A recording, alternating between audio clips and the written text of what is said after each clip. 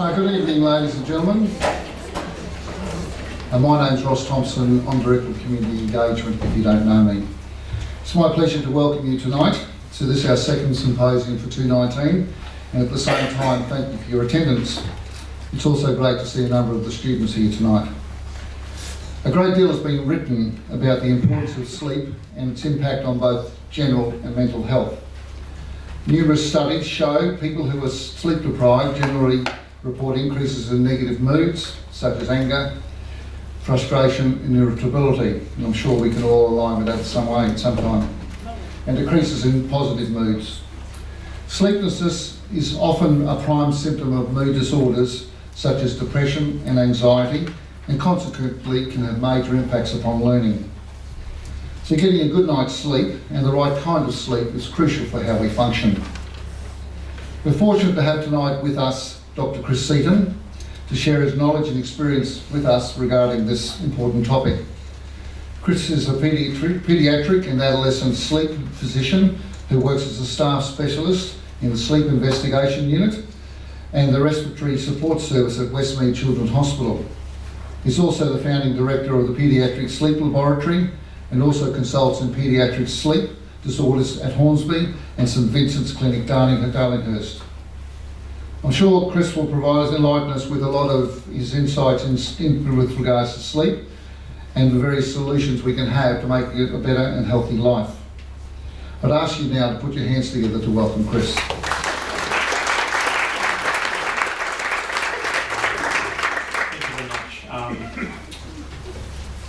And thank you for inviting me to your beautiful school. I had a quick walk through it before. There's nothing like this in Sydney where I come from.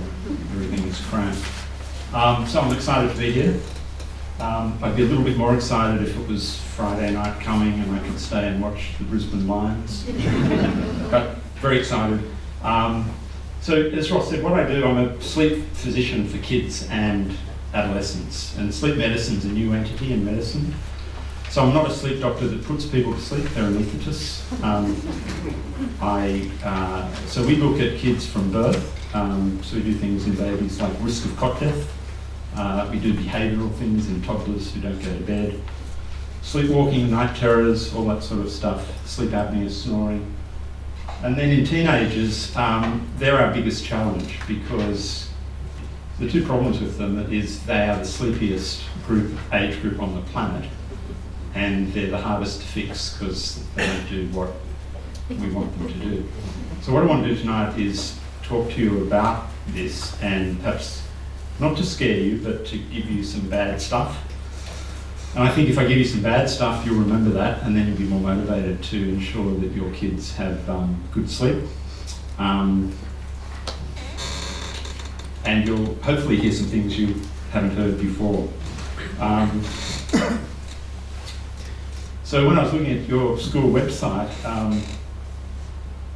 I saw that Tim, the principal, said that the core aim of the school is for the kids to be the best learners that they can. And one of the secondary aims is that they enjoy school, that they be happy. So when I treat teenagers, they're my aims as well. So we have that synergy. I guess the other thing that I see is a lot of kids in crisis. I see them at the end point when they're in a crisis of non-school attendance. As Ross mentioned, they get mood disorders. And I always wish that I could have seen them 3 or 4 years earlier to nip this stuff in the bud.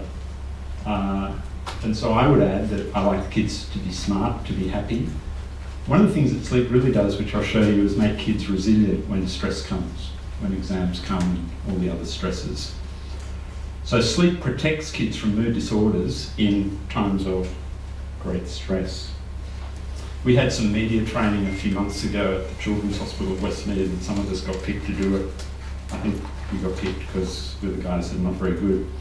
And so this is about talking to media and presenting to people. We had to do these sham presentations.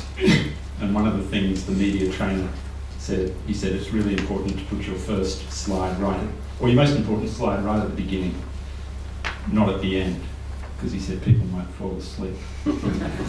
So this is really the crux of this, is that, you know, the big adolescent sleep problems are sleep, moods, and learning, and perhaps obesity. So they're the big, what we call the big four. The scary thing in Australia is that sleep deprivation and mood disorders are increasing at an alarming rate. And learning outcomes, not at this school, but throughout Australia, are going south. So the 15-year-old international assessment of math, science and English, in the early 2000s, Australia was number 12 out of 42 countries, and we've slipped to 39th. We think a big part of this sort of dynamic is it's not due to educators not being as good or maths teachers not being as good. It's due to the interaction of sleep problems with mental health problems. So people say, well, okay, they're three big issues, but how do you know there's any link between them? Well, we know it in practice because we see the kids as sleep deprived, we fix their sleep, and when they come to us, they more often than not have learning problems and mood problems. And when we fix their sleep, that fixes their mood problems and it improves their learning. So teachers are happy, parents are happy, the kids are happy. So these things are linked also in a bi-directional way. So mood disorders and sleep disorders go together. So if you have poor moods, depression, anxiety, that gives you bad sleep. If you have bad sleep, that gives you bad moods. So we'll talk about that. This is the sort of stuff that I was going to run through. Just some general things, a few bad things about bad sleep. I've got to talk about screens. I always feel like a preacher. I'm going to talk about digital devices. And I'll show you a slide of what my daughter recently said to me about my view of digital devices, which is totally untrue. She called me digital dinosaur. We'll talk about sleep and learning, and I'll show you some scientific stuff which I hope is interesting. It sort of explores the way, we know that sleep deprivation impacts on learning, but there's new research which sort of explains which bits of the brain go to sleep and cause this problem. So I'll run through that with you. We'll talk about moods and sleep. And then about 2/3 of the way through, I'll show you one of my patients called Monique. She's going to talk to you face to camera. And then I'm going to ask you, you can stretch your legs and stuff, and I'll ask you what you think of what she says. So she's one of my year 12 patients. So that's the first part. The second part's more practical. So it's about how you detect sleep deprivation in your kids. And it might sound that's pretty simplistic, but grumpy, moody teenagers may or may not be tired. So how do you pick the tired ones from the other ones that are moody and grumpy for other reasons? And then the really important bit is the great thing about this is you can do this therapy just as well as I can, perhaps better. So it's the only part of my work where I can take what I do, give it to parents, and parents can do it at home. You don't need a doctor, or you sort of need a doctor to perhaps show you how to do it. So that's a really exciting bit at the end. And we'll talk a bit about schools and sleep health. So there's some stuff along the way.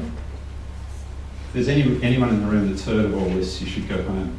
So these are the fun bits. I'll talk about classroom ghosts, how the brain in teenagers is unique, how it's different to adult brains, futile learning, infomania, conditioned arousal, brain hacking, how kids get stuck with bad sleep. That means they get into a pattern of bad sleep and they know how to fix it, but they can't fix it, they get stuck, and I'll explain why they do. Digital dinosaurs, which I'm not, gibberish language, digital sabbaths, and because I'm in Queensland, some Queensland cane toads. Don't be offended by the cane toads. To get myths out of the way, life's too short to talk about things that don't work. Drugs don't work for sleep. The two things in kids in adolescence that where drugs do not work is depression and sleep. So there are no magic bullets. Fixing sleep's about brain retraining. There's two of my favourite gimmicks are these. The top one on the right is a runaway alarm clock. So this was invented to get tired teenagers out of bed. So you put it on the floor, and when the alarm goes off, the alarm clock runs away on those wheels. And it's like a snooze button, it goes off again and again and again. So the idea is that the teenager will get sick of it and they will finally get up. And when they get up, they've got to actually walk across the room, therefore they will be more awake. It doesn't work, they don't get up. The face slapping alarm clock's my favourite. This was an English guy to get his teenage daughter out of bed. So the plastic arm, he tried to commercialise this, it didn't take off. So the arm is horizontal. When the alarm goes off, the plastic arm swings down vertically and hits her in the face or the back of the head, depending which way she's facing. That's a true, this is how desperate people get. A few more general comments. We talk about, us doctors, we talk about 3 pillars of health, 3 key things in the health of teenagers: exercise, good sleep, nutrition. The evidence is that if those 3 things are in place, 95% of psychological problems do not occur. So you avoid 95% of what might happen to your child's mental health. And in particular, our view is that exercise and sleep are fantastic antidepressants for all of us, but particularly for teenagers. There's research on the right there, that came out last month. There are 7 groups of antidepressant drugs. And previous research had tested number 1, 2, 3, 4, 5, 6. And they all failed. They compared them to sugar pills. So this is antidepressants in depressed teenagers versus sugar pills. Equal. No different. And then people said, oh, there's this new generation of serotonin, what are called SSRIs. This is a really good group. So this was the last desperate hope of psychiatrists, to have a drug to help depression in teenagers. August. It doesn't work. The same as sugar pills. So more general comments. We're all tired, we're getting tireder, we're getting busier. We live in a 24-hour connected society through the internet. The teenagers are the tightest group. When you search Google and you put in "why am I," the first thing that comes up, always tired. So that's the most Googled, the thing that comes up first is the most Googled question, the most Googled personal question on the planet. So we're all sort of pretty tired. How sleepy are our kids in Australia? This is upper primary school kids looking against other first world countries, and this was looking at the impact of bad sleep on maths and science. And Australia came, as you can see, number 5. Now that's not 5th best, that's 5th worst. So about 60% of these kids were having a detriment effect on learning of maths and science.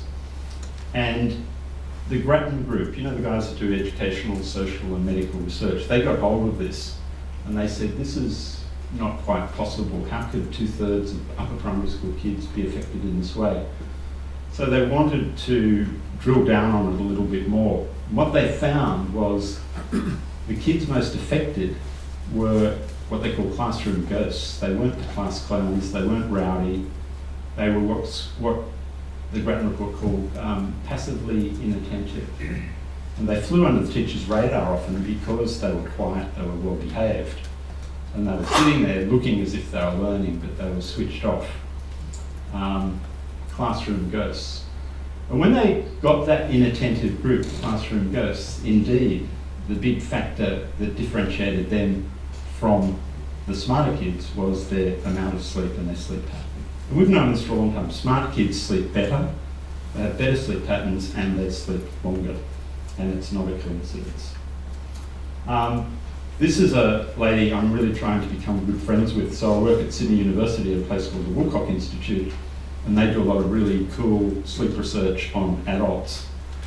And this lady, Angela, is amazing. She measures brains and sleep in adults. I'm trying to get her to do some of this stuff in kids because we want to test those classroom ghosts and see what their brain's doing. What Angela's finding, she takes adults and she sleep deprives them. She measures their brain electricity, then she sleep deprives them, and then she retests them, and she has this device that's in the picture that has 256 electrodes.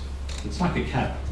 So So when we measure brains currently, we might have 5 or 6 electrodes, so we get a broad pattern of electricity. She gets 256. And her early research on this was published, I think it was January this year. So what she's finding is that as adults get sleep deprived, bits of their brain actually go to sleep. So we always thought your brain is awake or your brain is asleep.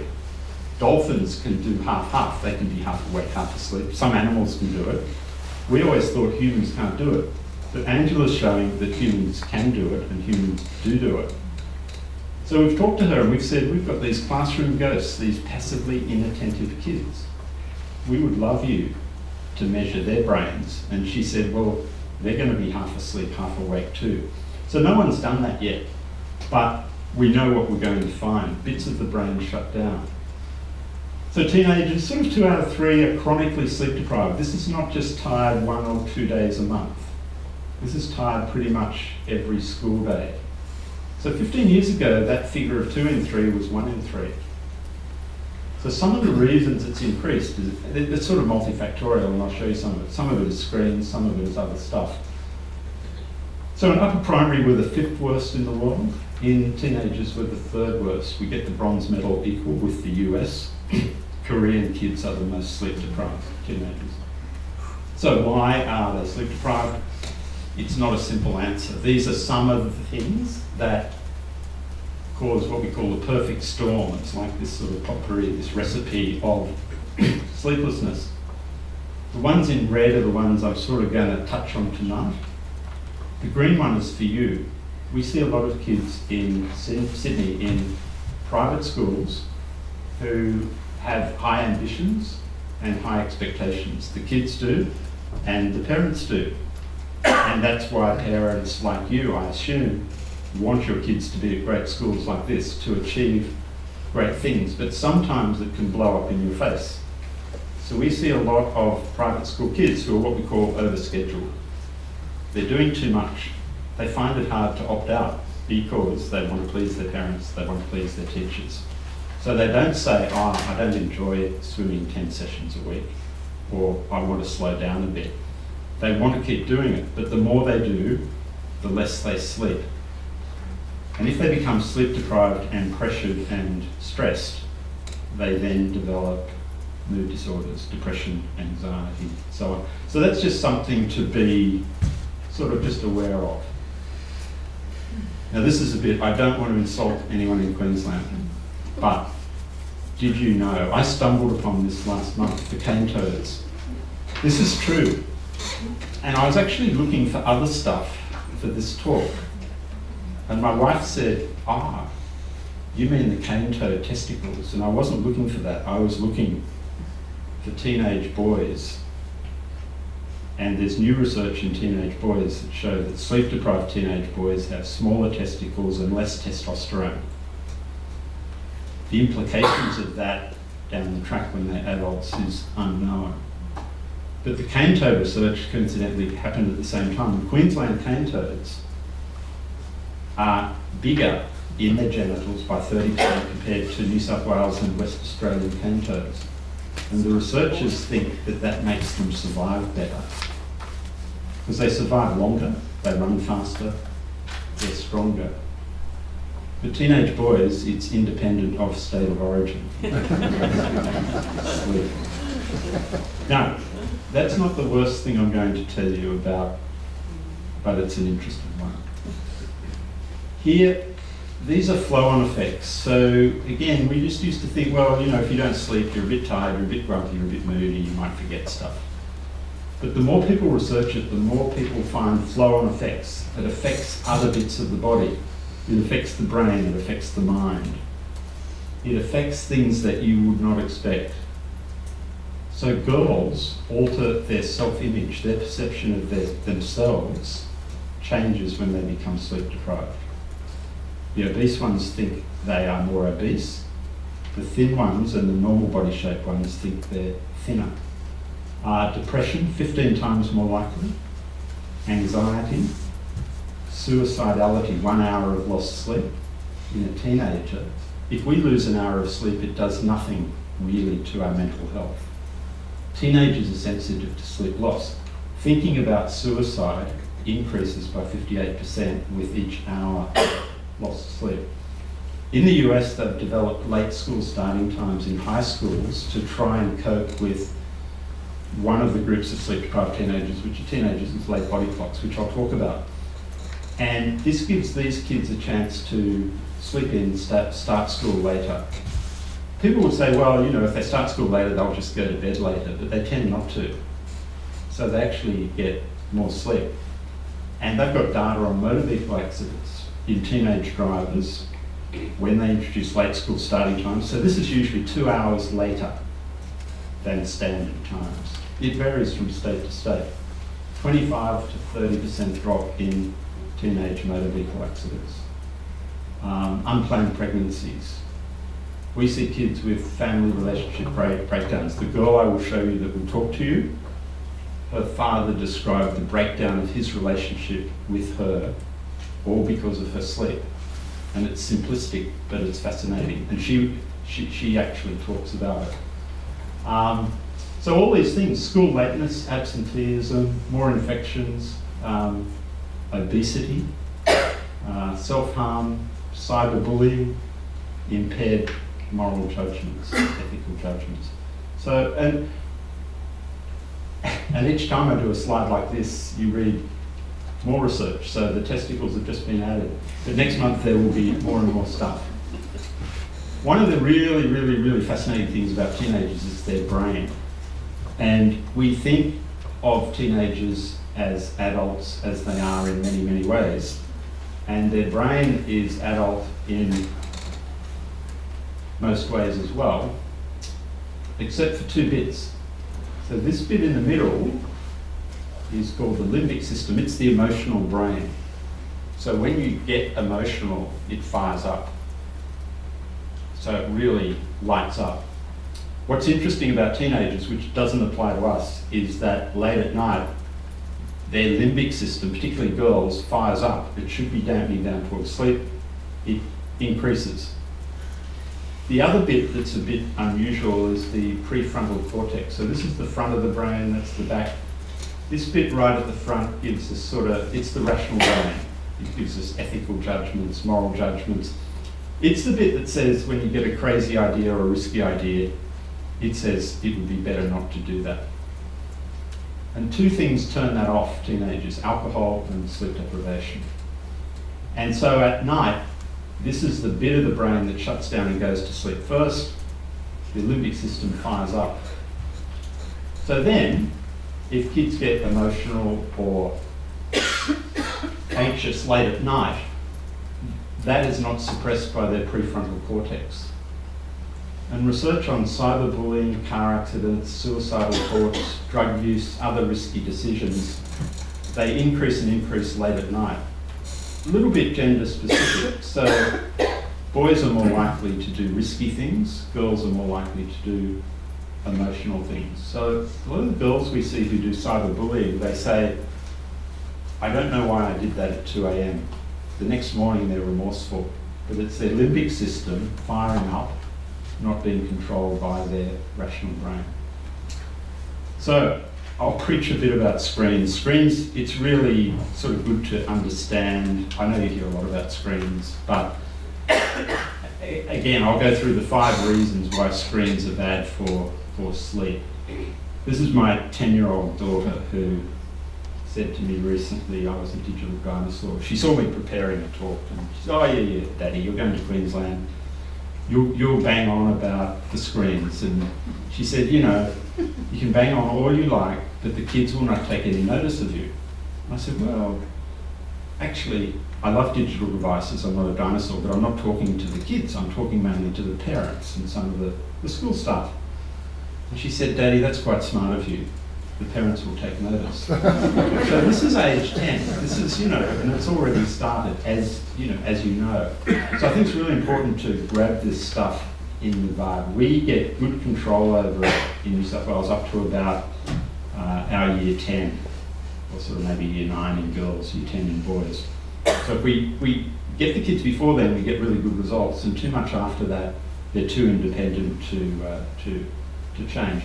And we always stress, look, it's not about the devices. The devices are great. It's about how they are used and when they are used.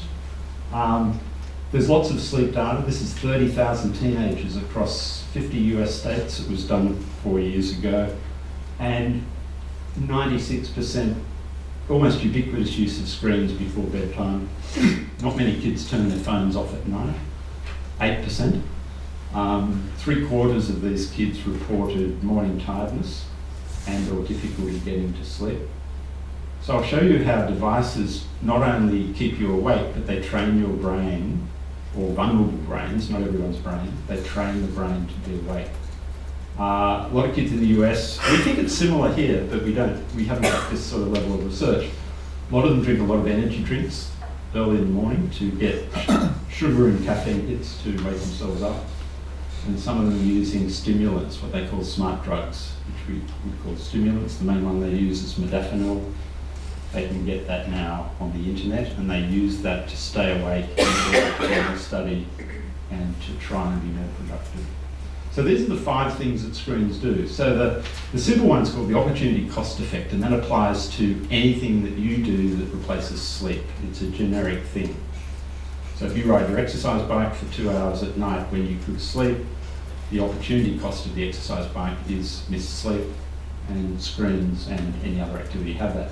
The specific ones, the neurochemical effect. So it's exciting stuff. It's more exciting for teenagers, I think, than it is for us. And when kids use these devices, particularly if they're texting, electronic messages and gaming, you get neurochemical surges which do 2 things. They make you dependent, dopamine, and they make you more awake, noradrenaline, adrenaline, cortisol. So the brain is bathing in these neurochemicals which keep kids awake. So even when they stop the activity, the neurochemicals are still very wakeful and they're hyped up and they're buzzy. And they will say, I don't feel tired, I feel really awake. Third one's the anticipation effect. So this is really interesting because we thought, well, if we could get kids to turn their phones off at night and not use their phones at night, but leave them in the bedroom, that would be okay. But apparently it's not, because if the phone is there, there's always the anticipation effect. What might happen? I might get a message. My friend might text me. And the Americans have coined this term called infomania. So if a young person sends an electronic message, the infomania is the excited waiting for the return message. So it's not so much sending the message that wakes kids up, it's the waiting for the reply. And the reply might come straight away, or the reply may never come because the mate may be asleep. So that's called infomania. Conditioned arousal is this, again, this is an American term. This is training the brain to be awake. So because kids now do a lot of stuff on the bed and in the bed, in the old days they did it at their desk when the devices were big, and again, this doesn't apply to all teenagers, but some vulnerable teenagers, their brain blurs the boundary between being awake in the bed and being asleep in the bed. So eventually the brain can think the bed is a place for excited digital activity. So just as this little girl uses her bed as a trampoline, if she does that every night at bedtime, her brain will eventually think the bed's a trampoline, and because trampolining is exciting, that will keep her awake even when she stops the trampolining. And this is the reason why sleep retraining takes 5-6 weeks to get any traction, because retraining and detraining this does not occur instantly. And kids will say, look, I've stopped using my phone, I've stopped doing this stuff in the bedroom, and I still can't sleep. That's what we expect, and that's what will happen. So you can't look at the first week or the first few nights, you look 6 weeks ahead to retrain. And this is where teenagers get stuck. They go, well, I've tried, and this is what happens to Monique. She will talk to you about it. They get stuck. They try to do the right thing, but their brain is trained to stay awake, conditioned arousal. And the fifth effect, which I'm sure you all know, the blue light effect. So blue light, the blue end of the spectrum, is a strong signal to the brain to wake up. The other end, the red end, is also a signal to wake up, but it's not as strong. So the people who make devices use blue light because blue light gives best clarity to screens. So you get better definition with blue light than with other light. And interestingly, the smaller the screen, the more blue light. So to give clarity on a small screen, you need more intense blue light than you do on a big screen. So the little smartphone screens are much worse for blue light effect than a big TV. And of course, we all hold screens close to our faces, which amplifies that effect. So 5 effects.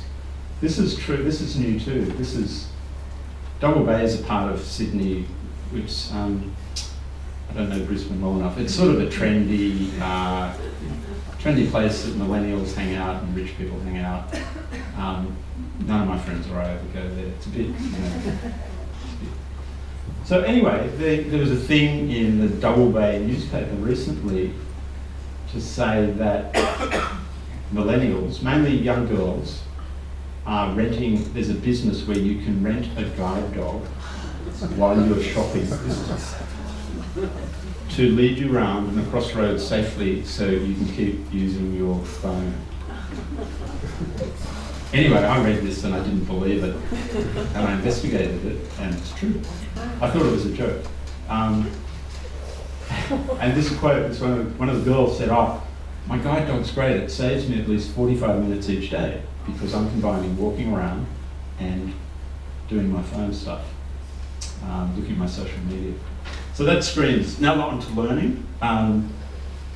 Again, this is, I think, mental health learning are the crucial things.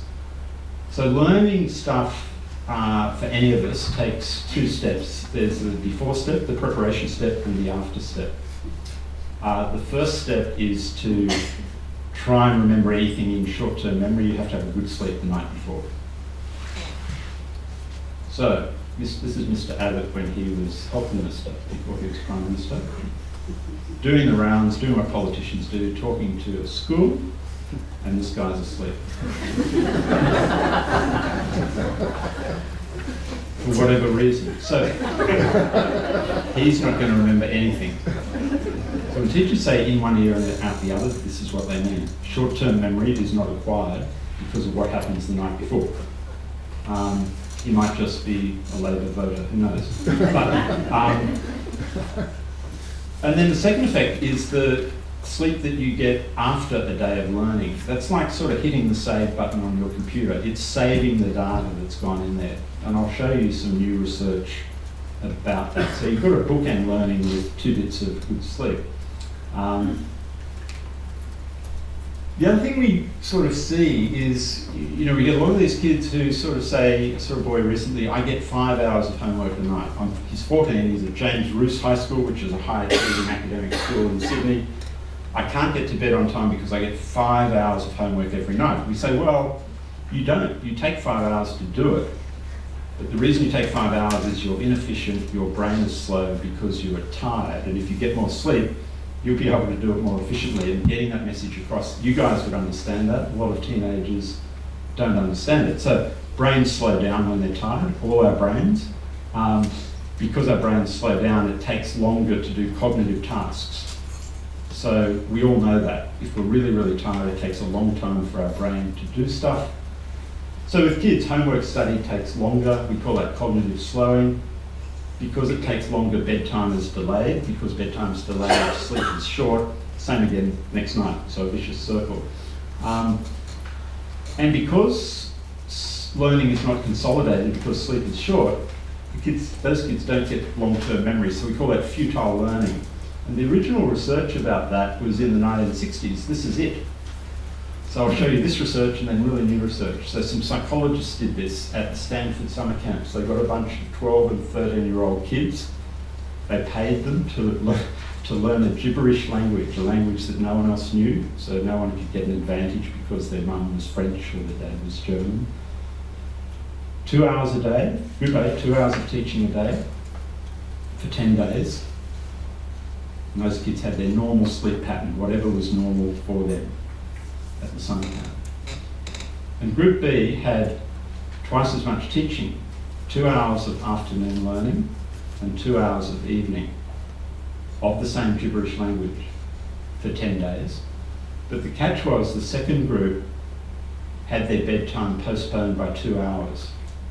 and that was taken up by the extra learning. And then they did exams, and the kids who had the 2 hours per day came out on top, and then they swapped them over in case that group was smarter. Same thing again. So this is futile learning. It's, extra learning which is not remembered. So that's very old, that's 1960s. This is an English guy called Paul Walker who does really good research, and he does really good TED Talks. And he did a TED Talk on this. It's fantastic, he's a real showman. So one of the things he did, he wanted to know, so the gibberish language experiment said, okay, if you miss out on sleep, your learning is futile, but it didn't quantitate it. So Paul Walker tried to quantitate it. So he got two groups they were sort of 18 to 22-year-olds, young men and women, and he got one group to have their normal sleep and the other stayed awake all night, and he kept them in a sleep laboratory. And it's really boring. They weren't allowed to do stuff. They weren't allowed to drink caffeine. They were quite restricted. They could read a book but not watch TV. But they had to stay awake all night. And kids will tell you they can do all-nighters and they are fine. But this says they are not fine. So the next morning he did a scan of their head, an MRI scan which assesses brain function. And I'll show you the results of that. And while they were in the scanner, he gave them a series of new facts to learn. So this is the morning after. Things like, Mount Everest is so tall, and just bombarded them with facts. And then when they got out of the MRI scanner, he did an exam on the stuff he had told them. And the group that stayed up all night had a 40% deficit in what they remembered compared to the other group. It's okay, what does 40% mean? If a child had a 40% deficit, they would be labelled as a child with a learning disorder. It's the difference between acing an exam and failing miserably. So these are deep deficits in people who say that all-nighters are fine. They can function really, really well. The second thing we wanted to know was what goes wrong in the brain to cause that 40% deficit. You can now do functional MRI scans. So the old scans were just the anatomy. They were like sort of axial photographs. Now you can assess the anatomy and the function. And the functioning is dictated by what lights up in the brain when you get the brain to do a certain thing. So Paul was getting people to try and remember this stuff. And what he saw in the normal slept group, this area of the brain that's called the hippocampus, it's deep in the brain. Hippocampus is like, it's Greek or Latin or something for seahorse, because people originally thought it looked like a seahorse. It sort of looks like a comet. So in the well-slept group, this area lit up. So this was the informational inbox of the brain. And in the sleep-deprived group, it was just dull. It was asleep, it wasn't functioning. So this is like the inbox on your email just shutting down. So the files, rather than going into the hippocampus in the sleepy group, just bounced. Didn't even get to short-term memory. So again, this is like in one ear, out the other. And then the third thing you wanted to know, okay, that's bad sleep. How does good sleep improve memory? And what he found is, and we see these things, and we knew they were sort of important, they're called sleep spindles. So when we do sleep studies on kids, when they get into really deep, nourishing sleep, they have lots of these big electric waves called sleep spindles. And if you don't get the opportunity for deep sleep, you don't have nearly as many sleep spindles. So he worked out that these files or these memories were transferred from the hippocampus into a long-term facility by these electrical discharges. And so if you don't have those, you don't get long-term memory. What he's now trying to do is work out a drug to try and give you lots of sleep spindles. Now if you can do that, that'll be like a smart drug. So that's his next aim. And this is sort of the learning thing, which you hear this in the media all the time, and usually teachers and educationalists get blamed, and then Mr. Gonski comes and gives 28 billion for education. And this is this amazing dip in our kids. So the program International Student Assessment, so English, math, or literacy, science and maths in 15-year-olds in 42 countries, and they do it once a year. And our guys are just going south. And then people say, oh, well, you know, that's because other countries have improved. And some other countries have improved, but even if you compare our kids to our kids 15 years ago, our kids are reducing their learning against themselves. So they're not just decreasing against other countries, they're decreasing compared to Australian kids 15 years ago. The difference between a 15-year-old 15 years ago and now in Australia is about 1 grade, roughly. So it's like year 9, year 10. So it's a big thing.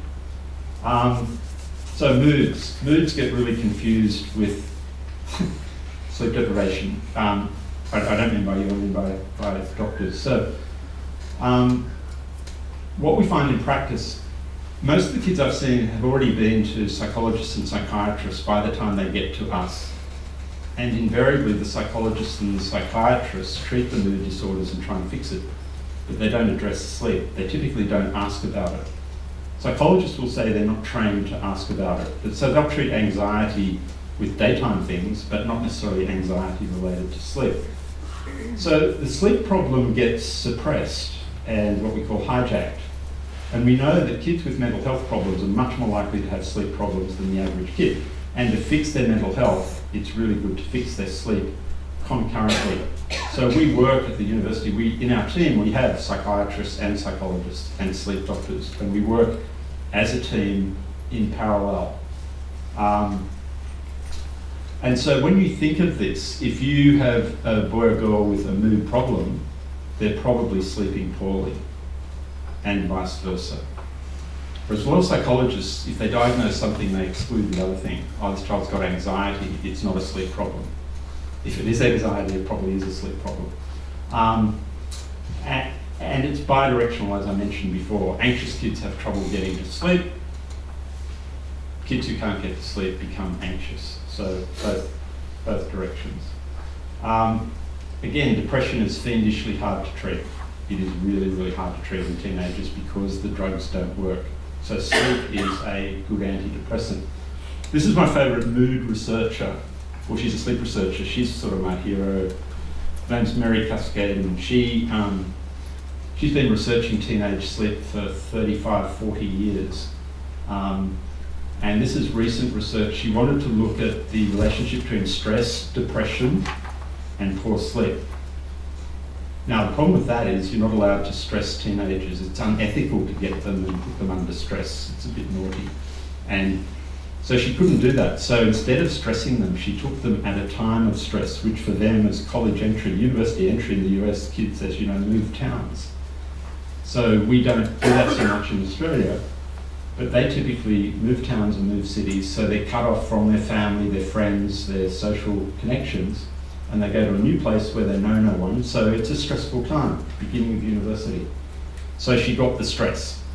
She then measured, in the lead up to going to college, she measured the amount of sleep these kids had, and she divided them into the bad sleepers and the okay sleepers. She also measured their genetic risk of depression, which you can now measure genetically. So if you have the serotonin transporter gene, if you have a short expression of it, it doesn't mean you are depressed, it means you're vulnerable to depression at different times in your life, particularly when stress comes. So she got the genetically vulnerable ones, the non-genetically vulnerable ones. So what she found is if you're a college student and you slept poorly and you were genetically vulnerable to depression, you became depressed when you went to college. But if you had normal sleep and the same genetic vulnerability, your mood did not drop. So she proved that mood is protected by sleep in vulnerable kids. And that's the first time anyone's measured it and proved it. She's now going to do an intervention study where she's getting the poor sleepers beforehand, making them sleep better and seeing what happens. And I said, you know what's going to happen, they're going to be fine. And she said, yeah, but you've got to research it and prove it. So what we're saying, sleep deprivation, genetic tendency to depression or anxiety or anything else, plus stress equals crisis. And most of the kids I see in my clinic, Monique, the one I'll show you, is not like that, but most of them are. So you can't avoid the stresses. Your 11 and year 12 kids are having exams now. It's stressful. It's hard for them to sleep. You can't avoid the stresses, and you can't avoid genetics. So of that trifecta, the only one you can modulate or change is sleep, and the corollary is good sleep provides resilience in the face of stress, so the kids cope better. So that's my message about that. So this is Monique. So during this bit, if you want to stretch your legs, and so what I'm going to do is play you a short video. This is Monique, and I didn't prompt her. I just said, can you talk about your sleep, and can I use your talk to for talks and lectures? And I picked her because she's eloquent and insightful, and she's motivated. And a lot of my patients can't talk like this because they're in sort of stress and crisis. So she's a little bit atypical, but she demonstrates the typical sleep problems that we see, and you will see that she expresses quite well how she gets stuck. So she's tried to do the right thing, tried to fix it, but it doesn't work. So this is about 2 minutes, and then I want to see what you think and what you might do. So she's in year 12. Oh, she was in year 12. She's now. Hi, my name's Monique Newham. I'm 17 years old and in year 12 at Lutheran Normanhurst. I'm staying up to about 1 or 2 o'clock in the morning each night on a school night, just either binge watching Netflix or scrolling aimlessly on my Facebook, Instagram, or Snapchatting if people are also up. I'm noticing quite a toll that it's taking on my schooling life is when I get up in the morning, which is about 6 o'clock. I get up, don't feel like going to school because I'm either too tired or like just not feeling up to it. And so when I do get the day off, if I'm lucky enough, I will sleep all day and I won't wake up, meaning I miss out on a lot of work. When I am at school, I'm really unproductive. I don't do any, not the quality of work that I should be doing. And when I have a study, I'm either sleeping or just not doing work because I'm not feeling up to it. On weekends, I'm going to bed at about 5 or 6 o'clock in the morning, and I will sleep in till about 3 o'clock in the afternoon, leaving my weekends completely for sleeping, which means I'm not catching up on the work that I'm missing also. My family has noticed quite a bit of my technology uses. I don't really see them very often. Usually when I come home from school, I'm up in my room, I'll be on technology, and then I'll come down for dinner, come back up to my room, and then stay up until 1 o'clock in the morning. I am noticing that I'm getting a lot of headaches and stuff because of the lack of sleep, but now that my sleep pattern's out, I genuinely can't go to sleep until that time, and also my phone and laptop are there distracting me. So yeah.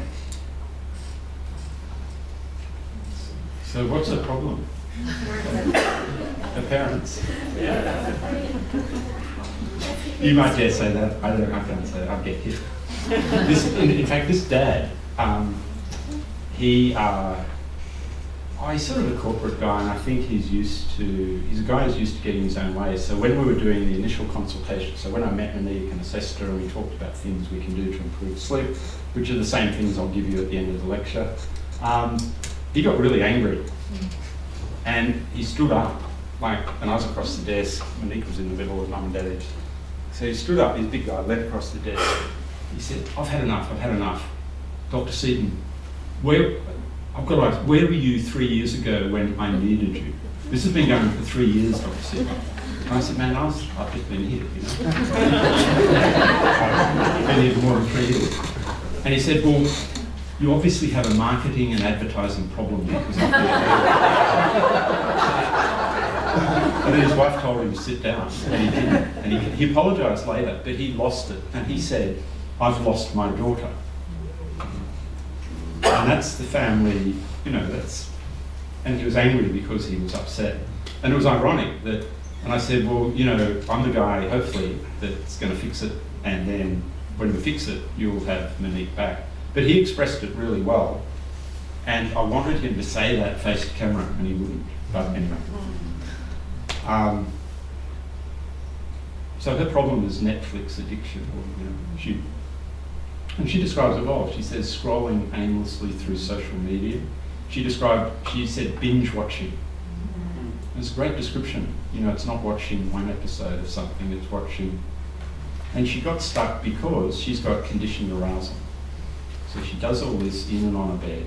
So her brain is trained to be awake late at night. So then when she tried to fix it, she couldn't. And that's why fixing it takes a bit of time, and it takes, you'll see there's 7 sort of things that, they're in the handout that I'll give you. There are sort of seven different strategies. We did those for 6 weeks. You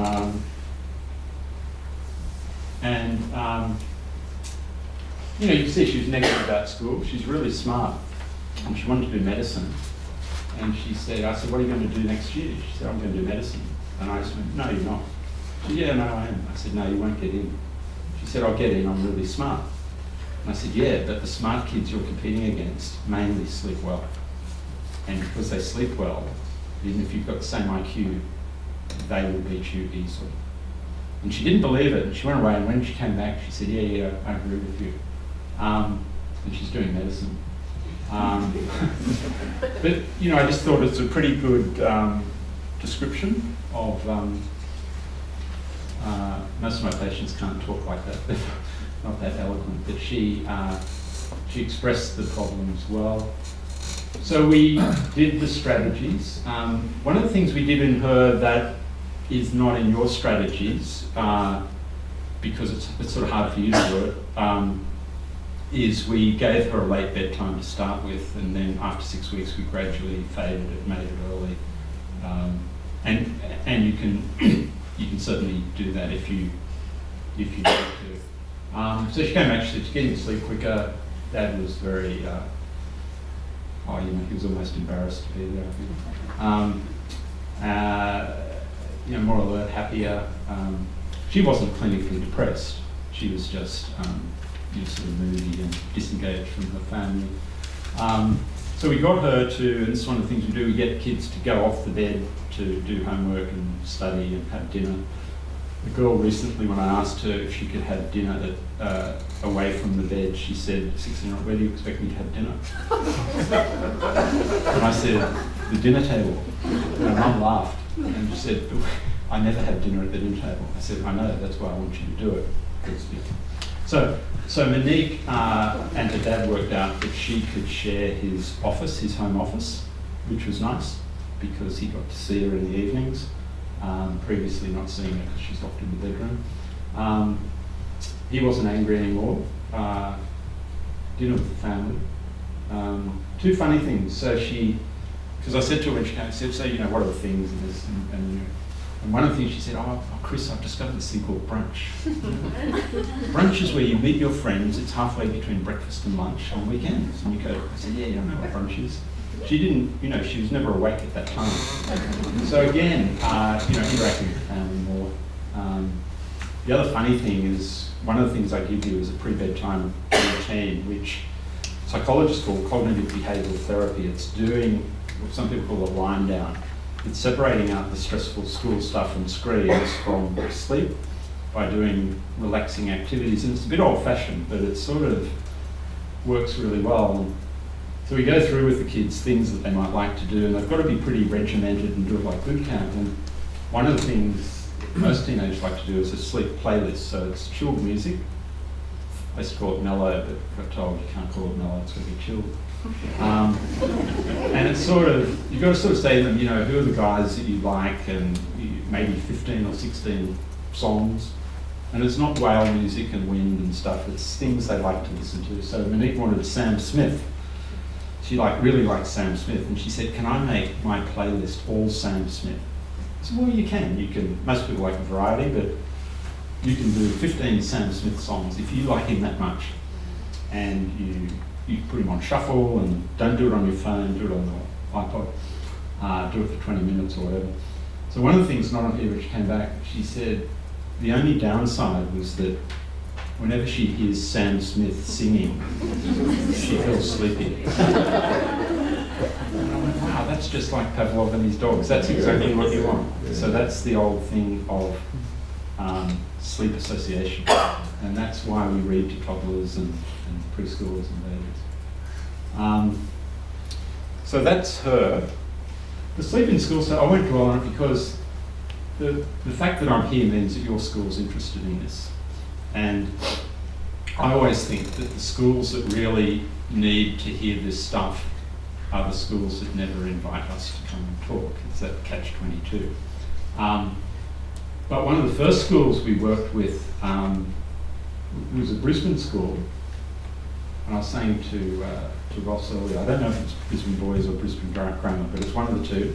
And their deputy headmaster, a few years ago, researched himself all this sleep stuff, and he rang us and he said, can I come down and meet with you guys? So he came down and he had all these ideas for integrating school health in the school. And he said, oh, I want your help. And I said, well, you've actually you've researched it all. You don't, I can help you a little bit, but he had done all the research. And these are the sort of, includes really important stuff like, digital role modelling, which parents and teachers should do. Really important role for educators is to identify tired kids or kids that they think are tired. It's a bit easier for them than for parents because they're more objective.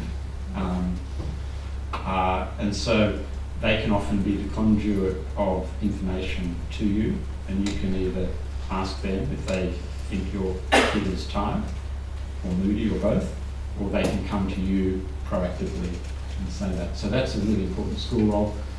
These guys have got role models, senior guys in the school that are good at sport and are admired by the younger kids who sort of role model a lot of things, including sleep health. And they've started a trial of late school starting times, but I think they were only going to do it 1 day a week. And I said, if you do it 1 day a week, it probably won't have an effect. So you need to trial it 5 days a week.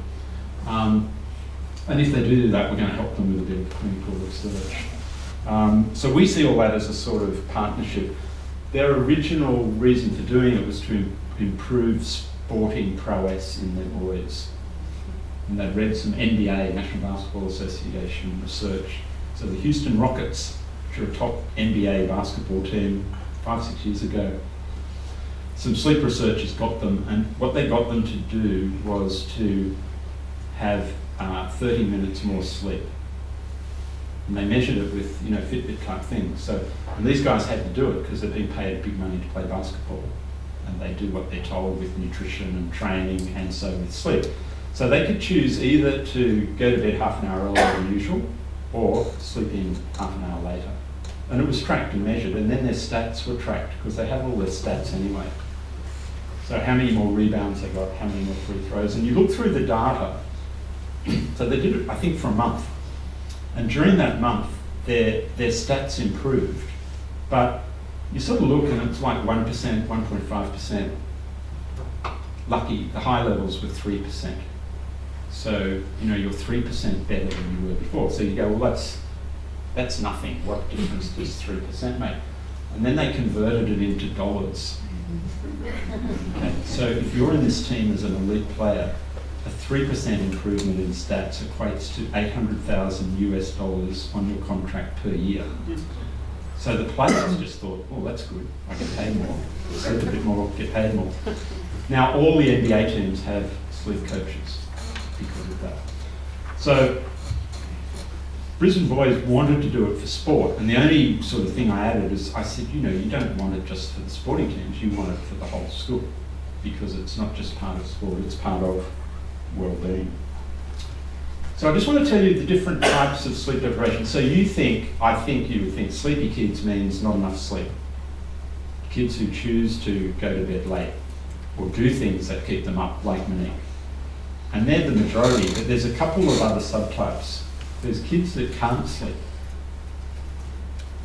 So despite their best efforts, some of these kids have insomnia. They can't get to sleep. And they're probably 20% of the total, and 80% of the ones that choose not to go to sleep. And then some of them mix together. So Monique has a bit of choosing not to sleep, plus she's got some conditioned arousal, which is the insomnia bit. So these are cardinals listening to the Pope. old photo. It's a postcard from Paris, so George Pell's not there. But I use it because, like, they're listening to the Pope and they're supposed to be paying attention and they're not. So the question is, why do they look so tired? They could be jet lagged. Guys from Australia could be jet lagged. They could be disinterested. They could have had a lack of sleep or an inability to sleep. And so too with kids. Just because they're tired, it doesn't mean they're just choosing not to sleep. It can be a bit of this stuff on top of it. And one of the issues is this late body clock thing, which we think sort of about 1 in 6 teenagers have that as they go through early teenage years. They get the tendency to go to bed, or to their melatonin in their brain increases at a later stage. So this is, the big problem medically is the disconnect between what most of us think teenagers need in terms of sleep and what the science says. So Lady Mary Cascade, back in the early 80s even, was doing research on how much sleep teenagers need. She'd get them at Stanford summer camps and just measure the amount of sleep they had when they didn't have to get up for school. So they had their bedtime, they could sleep, and she followed them. So when you first went there and you're age 12, she measured it all, 12, 13, 14, up to 18. And whatever you needed at age 12 was the same as what you needed at age 18. There was no drop in sleep need. And she published that and people went, well, that's garbage. You know, what 18-year-old thinks they need as much sleep as their 12-year-old brother? It's rubbish, but it's actually true.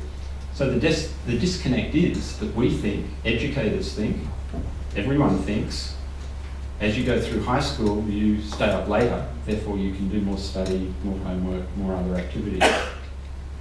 If you look at sleep problems in high school, that big percentage, 2 out of 3, it gets worse and worse from lower high school to upper high school. So this is the compression of sleep. Last year we did a talk where, when we talk to school students, it doesn't give much traction because you do programs with students and they say, it's very interesting, we like the science of it, we understand that we're tired, and they give you really, really, really good feedback. It's really positive, and you think, gee, I'm pretty good at lecturing.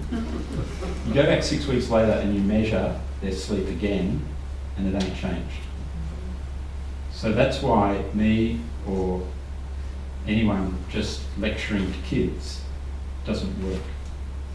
Lecturing, so we use you and educators as the conduit for that reason. Kids have not a huge vested interest in improving their sleep. Monique did, but she's a little bit atypical. When we gave this talk, I thought I was talking to 200 kids, and that was in a thing a little bit bigger than this, and there were 200 kids from different high schools in the eastern suburbs of Sydney. But what I didn't know is there were 12,000 kids out in cyberspace all around Australia. And so it was a day of talks, sleep talk, depression talk, cyberbullying talk, different people. And in the talk, the convener gave us the opportunity to ask 4 questions, and they had to be multiple choice, and the kids would answer them. And it was instant. 30 seconds after you asked them, the kids all had their tablets, and it would come up on screen, and then you talk about it. This is the, on average, how much sleep do you get? 9 hours or more, which is what teenagers need, 7%. 8 to 9 hours, you'd say, okay, that's pretty good. 18%, 18 plus 7 is 25. So 75% are getting totally inadequate sleep. So that's self-admission. You get an honest answer if it's anonymous. In my rooms and clinic, when I say to kids, how much sleep do you get? It's never figures like this. So they will, if you've got their name and address and you're asking them that stuff, the figures will be different. They will overestimate the amount of sleep they have. But anonymously, that's what it is. So, you know, I don't think there's any particular solution to that, but I think it's good for you to know. The body clock thing is, they call it social jet lag, and it's how we feel with jet lag. So, you know, with jet lag, you wake up at 3 o'clock in the morning and you're wide awake, and then in the middle of the day, middle of a big sunny day, you are totally lethargic. That's because your melatonin, your sleep hormone, has been turned upside down. Say if you fly from here to the east coast of the US or to London or Paris, Europe. So the kids with late body clocks have that all the time. So they're what they describe as being wide awake late at night and being really, really tired in the mornings. So when they wake up at say 6:30, 7 a.m., that's like us waking up at 2:30 a.m., the middle of our biological sleep clock at night. And this is why the Americans are getting onto this thing of late school starting times. And we think that 1 in 6 kids have that anyway, and then it's made worse by devices, blue light, so on. In that same talk, when you describe this to kids and you say, do you feel really, really wired late at night, really, really awake, and you cannot get to sleep? And the opposite in the morning, tired, lethargic, we call it sleep inertia, drives parents crazy. So getting kids out of bed is hard, but then the first hour or two, they're moving in slow motion, sleep inertia. So when you ask that of the same kids, the 12,000 kids, 54% say they feel like that. But the research says it's not 54%, it's 15%. So I think that's increasing because of screens. So it's good to be aware of that. These are some of the hurdles.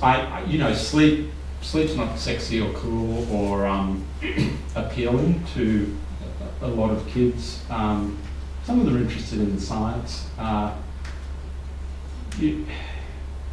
They have busy, exciting lives, and they often view sleep as an interruption to that. Some of them say it's a lazy pursuit. There's this thing called the sleepless elite. So these are the famous people that brag that they don't need much sleep. And you know them, Obama, famous Queenslander Kevin Rudd, never slept during political campaigns. Winston Churchill had that as well. And do you know why he could stay? He took amphetamines. So that was recently determined. So during the war, he took amphetamines, he took stimulants to stay awake. So again, hard sell for me for teenagers to sell sleep. So again, that's why we like going through you guys as the conduits. So I think the first thing is there are 2 red flag, we call them red flag things. So if you want to know, I think asking a teenager how much sleep they get and do they feel okay is not going to get you across the line. So I think the red flag detection methods are, one of them, well, the 2 are big sleep-ins on weekends, which is called catch-up sleep, and really, really, really hard to get out of bed on school day mornings. So those 2 things really, that is sleep deprivation. Tired body language. This girl,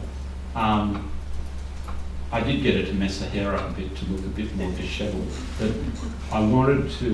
she had really tired body language. So again, teachers can pick this up. Whenever I talk to teachers, they automatically have a list of kids that they teach that are like this. I didn't have to say to her, don't look at the camera. She wasn't, she's disengaged. Tired body language can be a little bit misleading. It could mean lack of interest. It could mean disengagement for other reasons. But the really big thing is the sleep-ins and hard to get out of bed on school mornings. And then I think for educators, it's having that on their radar and saying, look, if there is a learning issue, could it be a sleep issue? And maybe taking that information to parents. So again, this team approach. So if you've got a teenager like that, what do? These steps are in the handout, and the school's going to keep them, and so you can get them any time. A lot of parents say to me, why, my 16-year-old, 17-year-old boy, why can't he manage his own sleep? He's independent, he's like an adult. And kids are really good at most things, but they're not good at evening management, particularly boys. As they get tired, they become more and more hopeless at timetabling their evening, managing their time, getting to bed on time. So this is where you guys can really help them. You've got to be delicate, you can't help them too much, and mother them and father them. But you can help with a sort of, bit of regimentation with dinner, try and encourage them to have a little bit of a timetable of doing all the things they need to do before bed, and then maybe having a half hour where they can wind down. And the better organised they are, the more often they will get to bed on time. Talking about it's hard, but I think having a chat about it, you can say you've noticed, or teachers have noticed, or tread carefully and ask them what they think, and they will usually say they're okay, and they'll usually normalise it because a lot of their mates are the same, because it's common.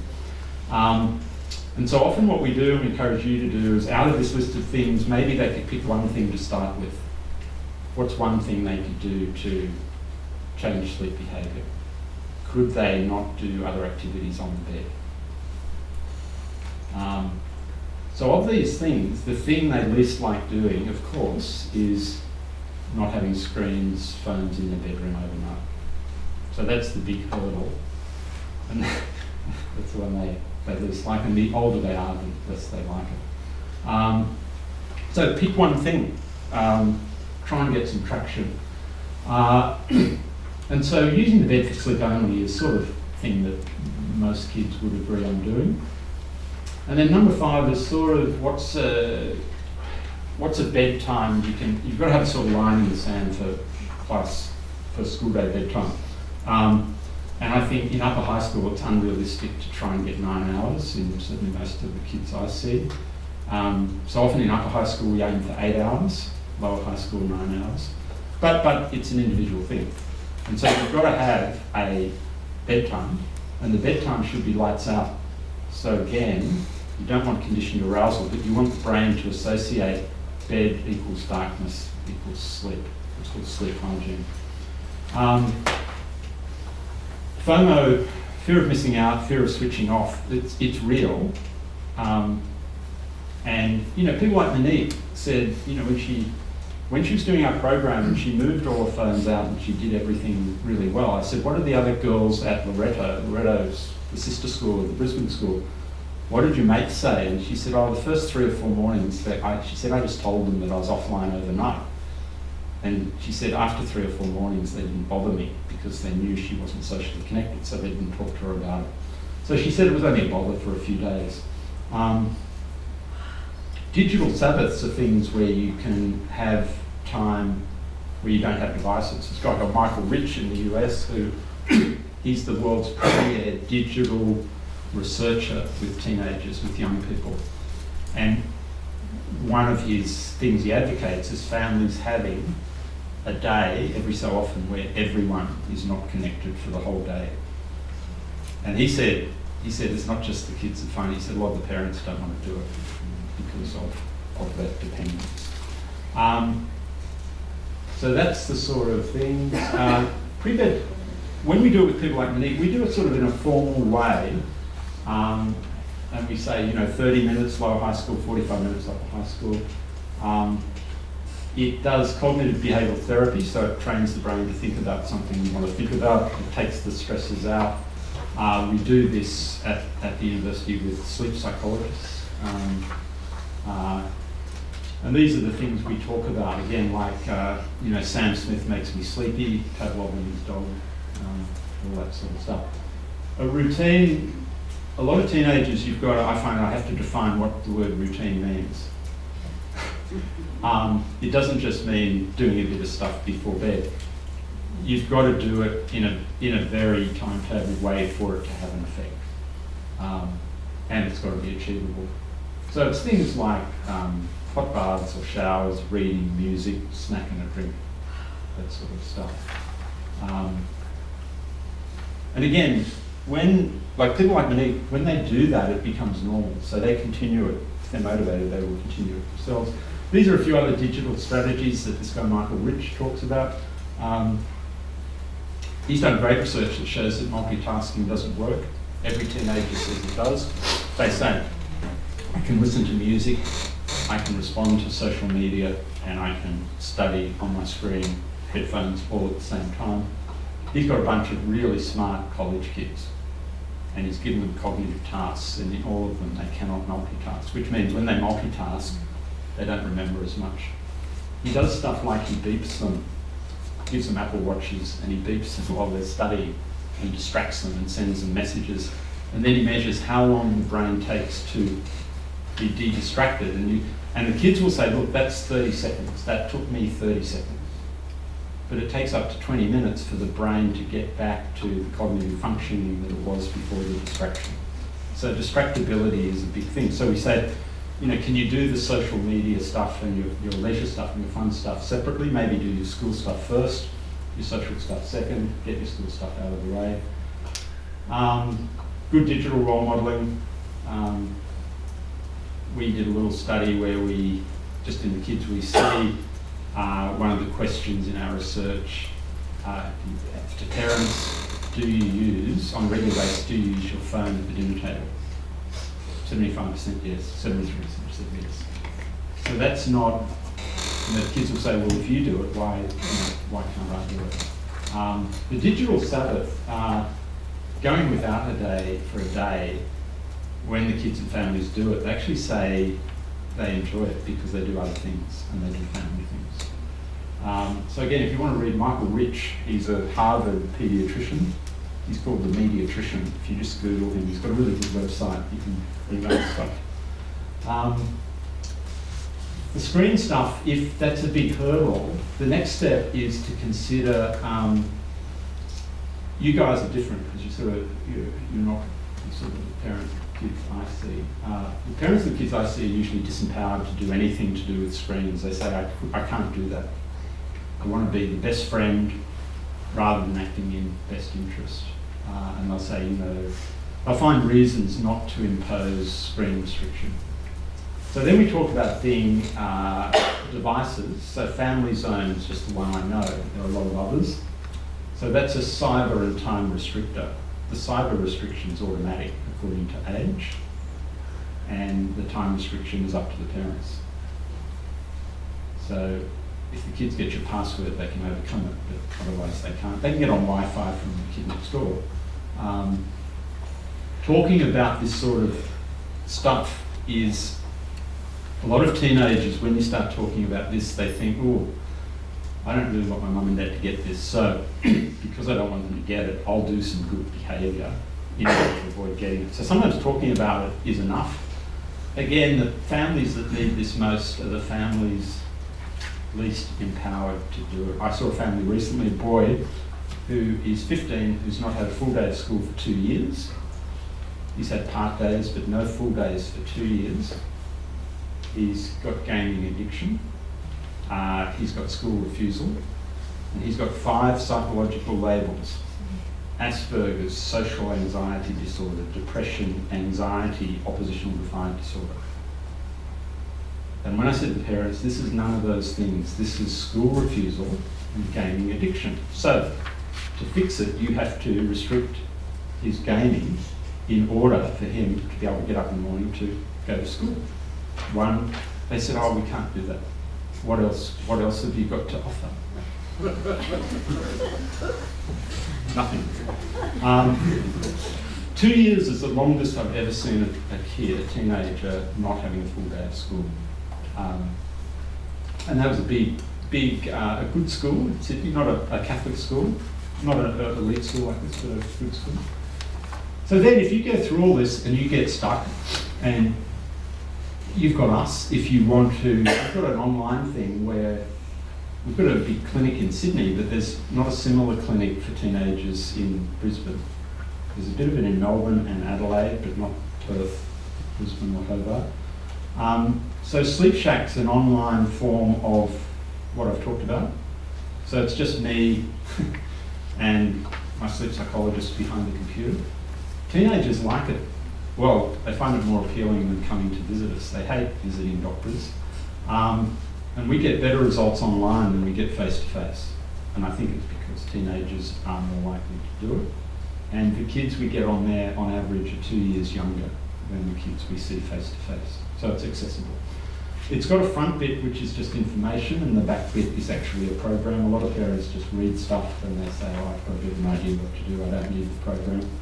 You can email us there, we've got Facebook and stuff. And so if you're feeling in need, have a look at it, and any of you are welcome to, we will respond to emails, so we can sort of direct you and help you from a distance. That's about all I've got to say. This is the Sleep Shack. There's all the stuff's in a book. It's produced by a group called Generation Next, so